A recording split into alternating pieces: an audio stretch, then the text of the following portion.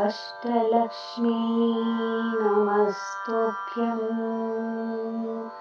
वरदे कामरूपिणी विष्णुवक्षस्थलारूढे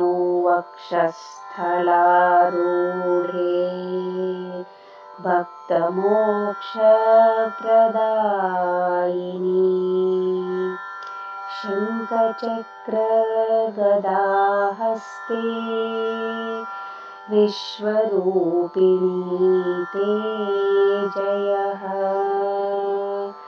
जगन्मात्रे च मोहिन्यै मङ्गलं शुभमङ्गलम्।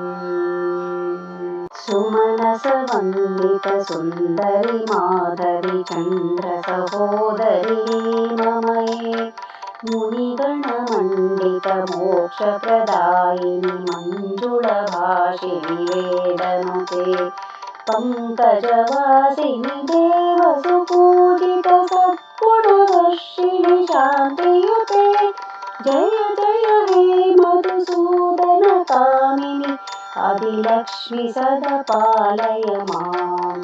ऐकलिकल्मषनाशिनि कामिनि वैदिकरूपिणि वेदमये क्षीरसमुद्भव मङ्गलरूपिणि मन्त्रनिवासिनि मन्त्रनुते मङ्गलदायिनि अम्बुजवासिनि देवगणाश्रितपादयुते जय जय हे मधुसूदनकामिनि धान्यलक्ष्मि सदा पालय माम्। जय वरवर्णिनि वैष्णवि भार्गवि मन्त्रस्वरूपिणि मन्त्रमये सुरगणपूजित शीघ्रफलप्रद ज्ञानविकासिनि शास्त्रनुते भवभयहारिणि पापविमोचिनि साधुजनाश्रित पादयुते जय जय हे मधुसूदनकामिनि धैर्यलक्ष्मि सदा पालय माम्।